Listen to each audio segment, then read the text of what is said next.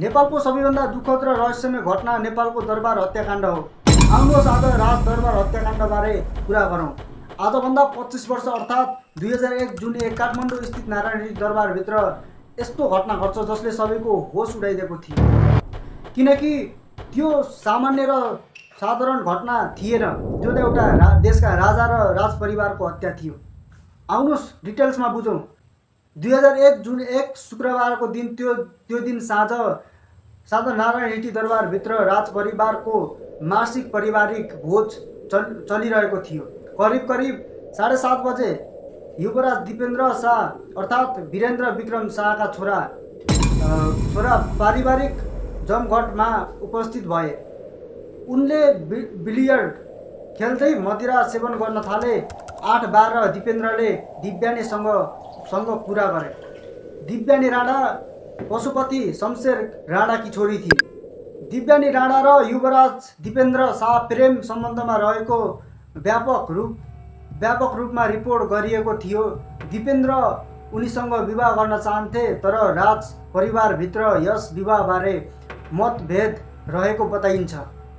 अनि 8:19 तिर उनले आफ्नो सहयोगीलाई चुरोट ल्याउन भने।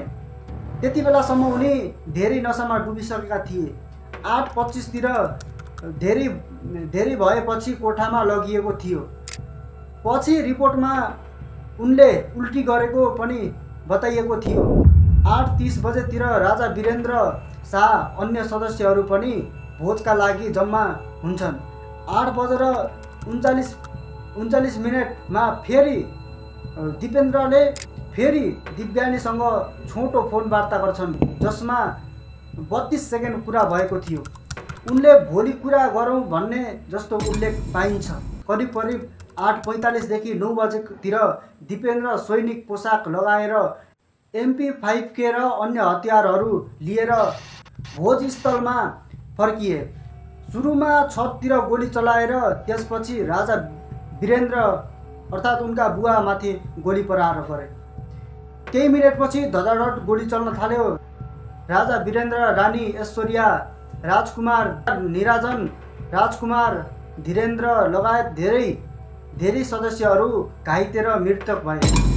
करिब 9:15 बजे गोली चल्न बन्द भयो। आधिकारिक विवरण अनुसार दिपेन्द्रले अन्त्यमा आफूलाई पनि गोली हानेका थिए। राजालाई हस्पिटल लाँदै बाटोमै मृत्यु भयो र धेरैजसो मानिसहरू घटनास्थलमै मृत्यु भए।